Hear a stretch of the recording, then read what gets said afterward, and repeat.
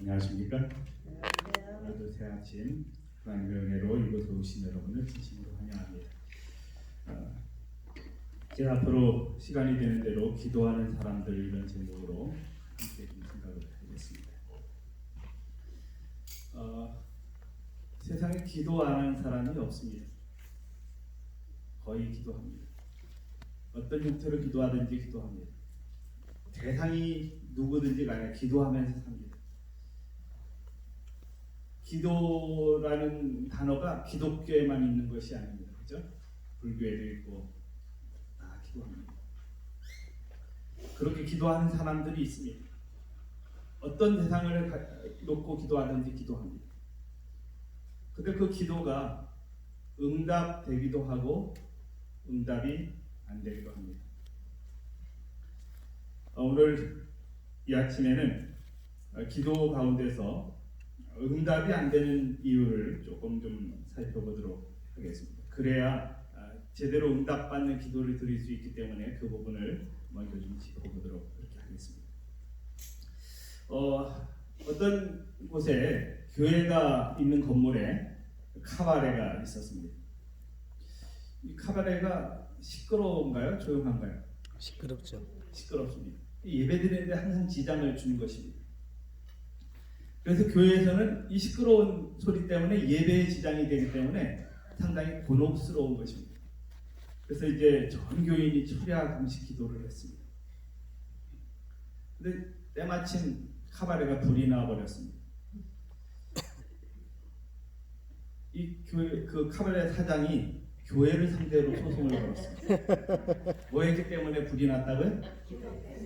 교회가 철야 기도를 했기 때문에 불이 났다. 그렇게 이야기합니다.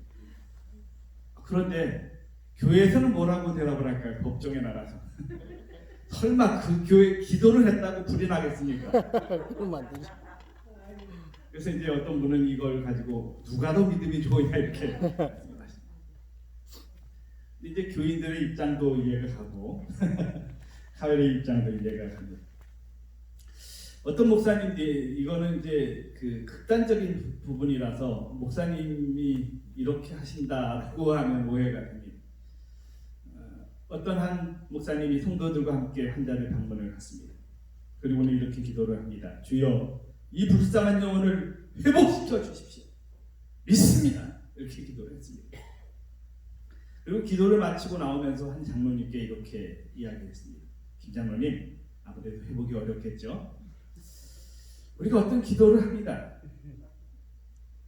이거 오해하지 마시고 예화를 들은 거. 우리가 기도를 합니다. 그런데 기도를 어떻게 하고 있어요? 내 뜻에 맞춰서 합니다. 그리고 어떤 상황에서 기도를 합니다. 그런데 뭐가 없이 기도해? 영혼 없이 기도를 하거나 믿음 없이 기도를 한다는 것입니다. 오늘 사실 목사님 그 시간이신데 사정이 생기셔서 제가 이렇게 좀 말씀을 전하게 됐습니다. 삶의 가장 큰 비극은 뭘까? 어떤 분이 그 제가 인터넷을 좀 뒤져보니까 이런 말들을 적어놨습니다. 죽음이 아니라 목적이 없는 삶이 비극이다. 이렇게 표현한 분이 있었습니다. 또 어떤 분은 행복을 뒤로 미루는 것이 비극이다.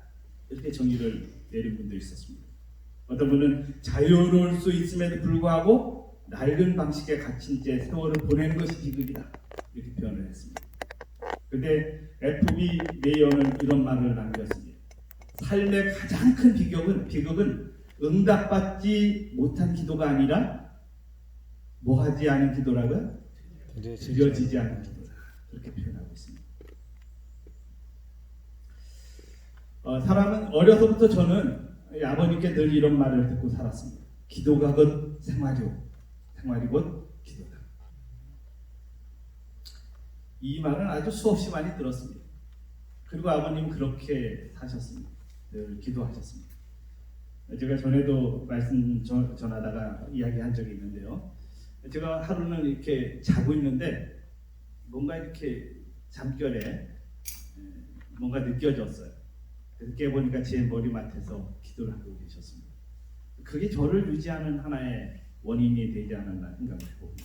아버님의 기도 때문에 제가 오늘 신앙을 유지하고 있다 그런 생각을 해봅니다. 그래서 아빠들은 기도를 많이 해야 합니다. 특히 자녀의 문고리를 잡고 기도하는 것도 필요하다고 생각합니다. 자녀들이 문을 이렇게 닫고 열지 않는 경우들이 많습니다. 그 문고리라도 잡고 기도하는 것은 아빠의 특권이라고 생각합니다. 그래서 우리가 어떤 기회가 되면 그렇게 하는 것이 필요한데요.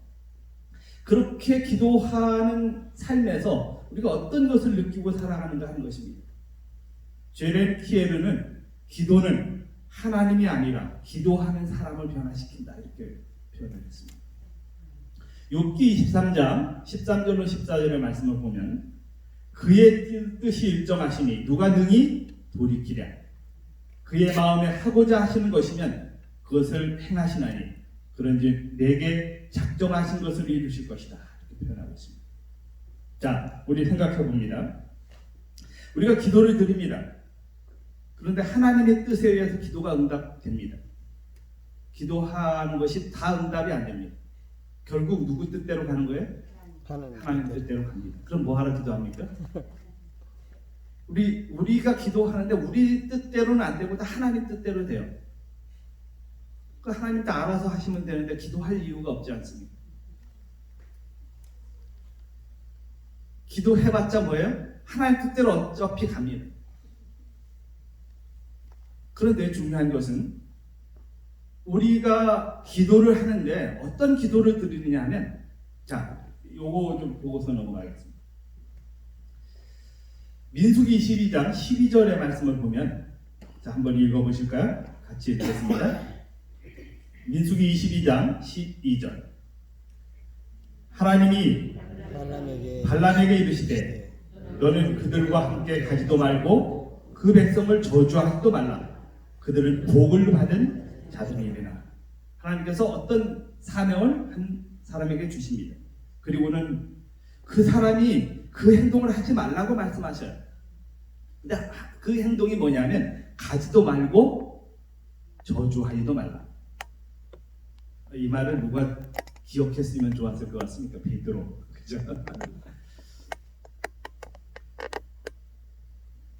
하나님께서 분명히 말씀을 하셔요.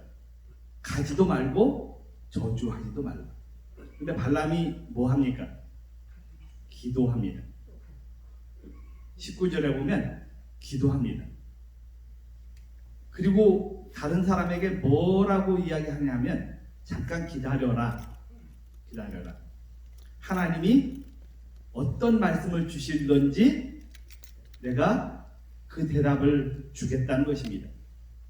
이미 하나님은 뜻은 확고해요. 뭐 하라는 것입니까? 가지 말라. 저주하지 말라. 이것이 하나님의 분명한 메시지였어요. 근데 발람은 뭐 하고 싶은 것입니까? 저주하고 싶은 거지. 자꾸 기도하는 것입니다. 그리고는 다른 사람들에게 혹시 하나님이 돌이키실 수 있으니까 기다려보라고 말합니다. 근데 잘된 방향으로 가는 것과 잘못된 방향으로 가는 하나님이 돌이키시는 기도가 있습니다. 성경을 읽어보면 있습니다. 근데 아무 때나 돌이키시지 않는다고 하는 것입니다. 여기 분명히 기도 발람의 경우에는 하나님이 돌이키실 수 없는 분명한 이유가 있습니다. 그런데 자꾸 그걸 놓고 기도하는 것입니다. 우리가 자꾸 기도를 할 때 어떤 기도를 합니까? 하나님 뭐 들어주십시오. 그리고 나서 원망합니다. 하나님 내가 이렇게 기도했는데도 하나님 내 기도를 응답해 주시지 않으십니까? 왜 그렇습니까? 그 하나님을 원망을 해요. 뭐가 잘못됐는데요? 기도의 시작이 잘못됐는데 그걸 놓고 기도하면서 뭐 하는 것입니까? 하나님 들어주시지 않는다고 말합니다. 여기 밑에 글을 보면 어떤 인간도 하나님의 축복을 돌이켜서 저주가 되게 할 수 없다. 본교 성경 주석이 이렇게 표현하고 있습니다. 우리가 하나님의 뜻을 돌이켜가지고 축복이 저주가 되게 하는 길을 걸어가는 데가 얼마나 많은지 모릅니다. 그리고는 하나님 마음을 자꾸 돌이키려고 해요. 이것이 응답이 되지 않는 기도입니다. 여기 부조와 선지자 448쪽에 만일 발람이 하나님께서 주신 빛을 받아들일 의향이 있었다네. 그는 이제 그가 한 말을 실행하고 모압과의 모든 관계를 끊었을 것이다. 하나님이 주신 빛이 있어요. 그게 내 마음과 뭐 해야 돼요? 연결되면 평안해집니다. 근데 그것이 아니라 자꾸 뭐 하는 거예요? 자기 뜻에 맞추려고 하니까 발람이 자꾸 불안한 것입니다. 그래서 자꾸 가겠다고 한 것입니다. 결국 하나님이 가라라고까지는 하셔요. 근데 가는데 내가 하는 말만, 내가 하라고 하는 말만 해라. 그렇게 하나님께서 말씀하십니다. 결국 그가 그렇게 갔지만 그가 얻은 것이 무엇입니까? 없습니다. 우리가 얻지 못할 것을 자꾸 간구하고 있는 때가 많습니다. 또 한 사람을 보겠습니다. 요나입니다. 요나는 이름 자체가 한국 이름 비슷한 것 같죠? 요나가 자꾸 이렇게 잘못된 길로 갔던 것은 요나 때문이에요. 요나가 문제예요, 그죠? 그래서 자꾸 잘못된 길로 가는 것입니다. 자기 생각이 앞서기 때문에 하나님의 뜻에 대한 분명한 이해가 떨어지는 것입니다. 요나는 기도를 하나님께서 이렇게 어떤 명령을 하십니다. 가라. 이건 또 가라는 것입니다. 가라는 거예요. 가지 말라 이렇게 하시는 때가 있고 가라고 하시는 때가 있어요. 그런데 사람은 가지 말라고 하면 자꾸 가고 싶어하고 가라 그러면 가기 싫어하고 이게 사람인 것 같아요. 오늘 어쨌든 요나는 가라 그렇게 하는 명령을 받습니다. 그런데 3절을 보면 하나님의 여호와의 얼굴을 피하려고 세상에 여호와의 얼굴을 피할 수 있는 사람이 있을까요? 근데 이렇게 도전해 보는 것입니다.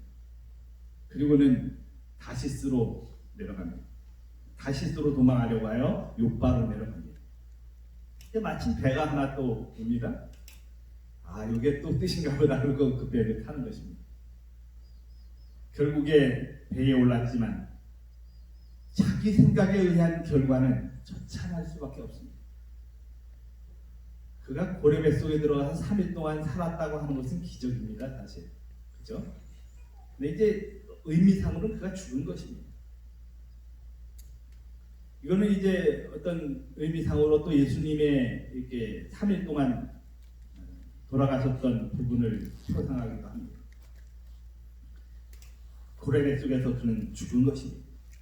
그 경험 뒤에 그는 또 다른 경험을 합니다. 그럼에도 불구하고 여전히 그는 하나님의 뜻을 전적으로 따르지 못하는 모습들을 봅니다.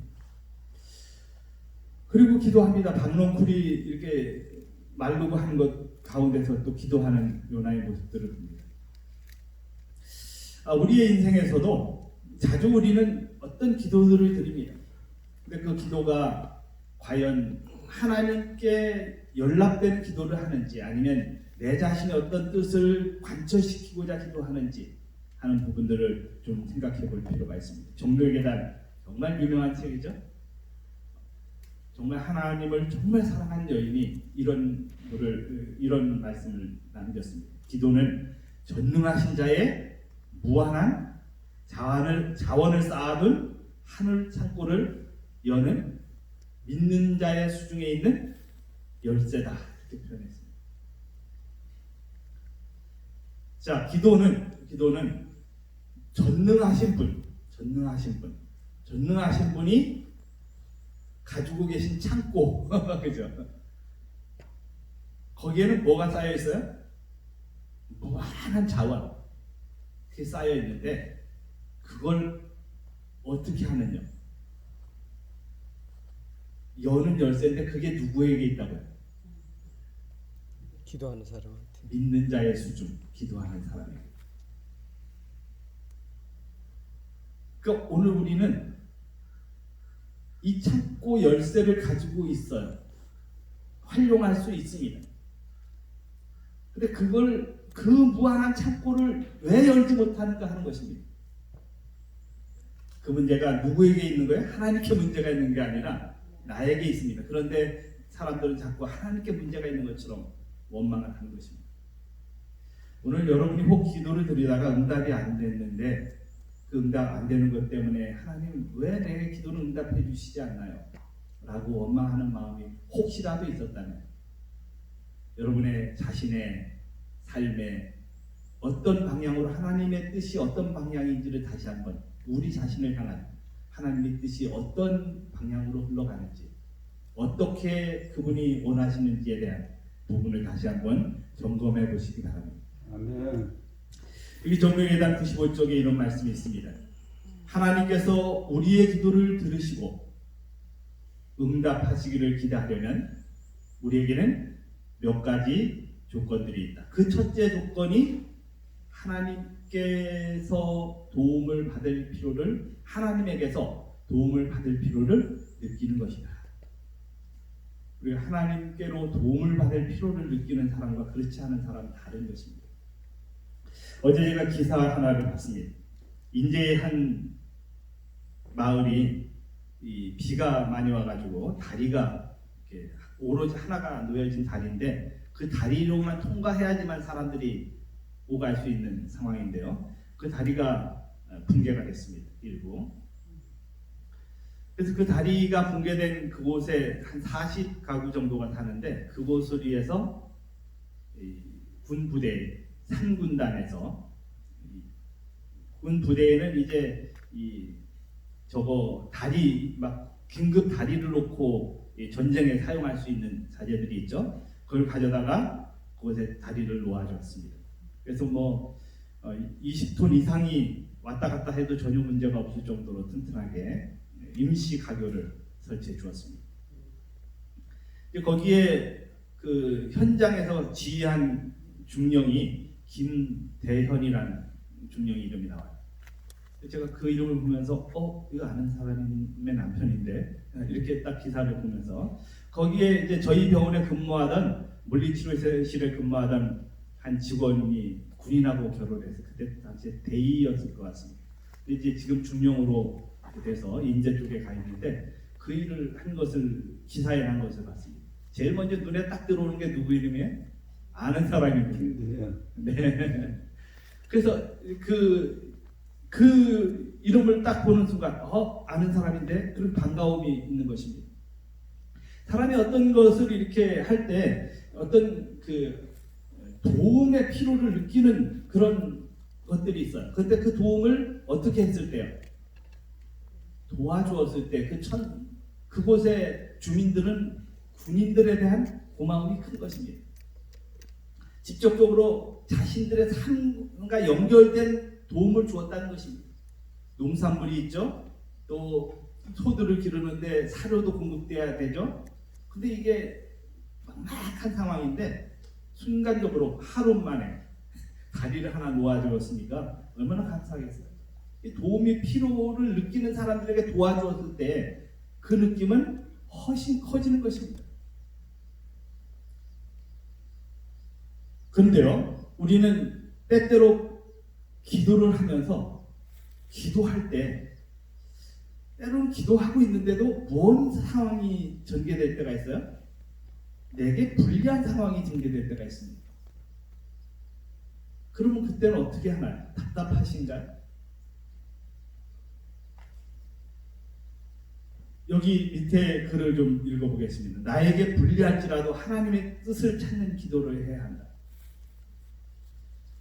좀 쉬우신가요? 어렵게 느껴지지만 하나님의 뜻의 목표를 맞추면 어려워지지 않습니다. 내가 하나님의 뜻을 이렇게 먼저 우선시하면 이 불리한 상황은 뭐를 위한 것이라고 생각되어집니까? 더 나은 것을 위한 잠시 거치는 과정임을 깨닫게 됩니다. 하나님은 절대 우리가 불행하게 하시기를 원하시지 않습니다. 근데 때로는 우리가 어떤 과정에서 조금 더 불리해지는 경우들이 있습니다. 그게 나를 불행하게 빠지게 하시기 위한 하나님의 뜻이 아니라는 것입니다. 잠시 거쳐가는 어떤 과정일 수 있다는 것입니다. 그걸 깨달으면 절대로 불행해지지 않습니다. 불리한 그 순간, 그것은 더 나은 것을 위한 하나님의 잠시 주시는 과정이라고 하는 것을 깨닫는다. 아멘. 오늘 우리는 모든 생활에 있어서 하나님께 영광을 돌릴 수 있는 삶이 될 수 있다는 것입니다. 여기 그 다음에 글을 보면 기도의 목적은 내가 세운 계획을 일방적으로 들어달라고 요구하는 것이 아니라 자신을 하나님의 뜻에 맞추는 훈련이다. 자, 아버지가 자녀에게 잔소리를 합니다. 엄마가 딸에게 잔소리를 합니다. 그러면 자녀들은 뭐 합니까? 싫어합니다. 싫어하죠. 그것도 싫어할 때 얼마 정도 싫어하나요? 아주 싫어합니다. 다 잔소리 듣고 컸습니다. 그래서 뭐라고 생각을 해요? 나 아빠 되면 엄마 되면 잔소리 하지 말아야지. 그런데 아빠 되고 엄마 되면 뭐 합니까? 아빠 엄마가 했던 잔소리 똑같이 하고 있어요. 그리고는 뭐라고 위안을 받습니까? 이건 자식을 위한 일이야. 그렇게 이제 생각을 합니다. 제일 싫어하는 것이 잔소리였는데도 불구하고 여전히 잔소리하는 나를 발견을 합니다. 근데 왜 잔소리합니까? 근데 그 자식이 사랑한다고 느끼지 않아요, 그 순간에. 그럼에도 아이가 싫어하는 거 알고 있습니까? 모릅니까? 압니다. 그럼에도 잔소리합니다. 그것이 필요하기 때문에 그런 것입니다. 하나님께서 끊임없이 우리에게 잔소리라고 하면 그렇지만 끊임없이 이렇게 말씀하십니다. 말씀하셔요. 근데 사람은 뭐 하고 있어요? 자꾸 곁길로 갑니다. 그럼에도 불구하고 그분은 끊임없이 말씀하십니다. 말씀으로 천여계를 통해서 다른 사람을 통해서 또 기별을 통해서 여러 가지 형태로 말씀하십니다. 때로는 천연계를 가서 이렇게 바라보다가 굉장한 영감을 받습니다. 하나님께서 그 순간 내게 이걸 말씀하시기 위해서 이곳에 오게 하셨구나 하는 것을 느끼는 순간이 있습니다. 아멘. 그런 순간 그 말씀을 캐치하는 것은 특별한 사람의 모습이라고 생각합니다. 하나님의 뜻에 맞추는 훈련. 그 부분은 우리의 모든 삶에 정말 필요한 것들을 허락해 주시기를 원하십니다. 그래서 그분의 뜻에 맞추면 결과적으로 우리는 불행이 아닌 분명한 하나님의 뜻에 의한 삶을 살아감으로 느끼는 희열을 경험할 수 있습니다. 아멘. 오늘 우리의 기도가 응답되지 못하는 이유는 하나님의 뜻을 거스리는 기도를 하기 때문입니다. 분명한 하나님의 뜻과 목적이 무엇인지를 이해하지 못할 때 오는 과정입니다. 오늘 우리의 기도가 응답되는 기도가 되기 위해서는 하나님의 뜻에 맞추는 훈련이 필요합니다. 이제 시간이 다 됐기 때문에 이 부분은 다음 부분에 좀 말씀을 드리려고 합니다. 여기 뒤에 한 말씀만 더 보고 마치도록 하겠습니다. 엘렌 G 화이트, 정말 하나님을 정말 사랑한 여인은 이런 글을 이렇게 말씀하십니다. 기도는 마치 친구에게 하는 것처럼 하나님께 그 심령을 펴놓는 것이다. 편안하게. 하나님, 제 상황 아시죠? 주님의 선하신 뜻대로 인도해 주십시오. 우리가 기도하는 여러 마음속에 하나님께서 오늘도 특별한 은혜를 베푸십니다. 그 다음 말씀을 봅니다. 기도는 우리가 어떠하다는 것을 하나님께 알리기 위함이 아니요, 하나님 이미 우리의 사정 알고 계십니다. 내가 말 안 해도 아십니다. 그걸 알리려고 기도하는 게 아닙니다.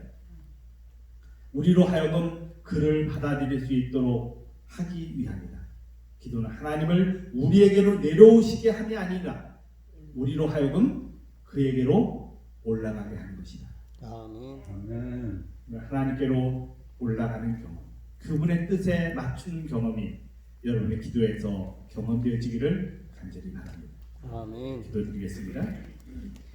살아계신 저희들의 아버지, 오늘 이 아침 기도하는 우리의 삶을 주셔서 감사합니다. 아멘. 세상에 수많은 사람들이 기도하고 있지만 그 기도가 잘못된 기도를 드리는 경우들이 많습니다. 오늘 우리의 기도가 하나님의 뜻에 연합되어진 하나님의 뜻에 맞춰진 기도를 드릴 수 있도록 도와주시고 그것이 하나님과 연결된 아름다운 삶을 경험하도록 인도해 주셔서 우리의 삶이 풍요로운 행복을 경험할 수 있도록 인도해 주시옵소서. 아멘. 때로는 불리한 경우를 만난다 할지라도 감사하게 도와주시옵소서. 더 나은 것을 허락하시는 주님의 뜻을 믿도록 인도해 주시옵소서. 그렇게 살아가도록 오늘도 힘주시는 예수님 귀하신 이름으로 간절히 기도드립니다. 아멘.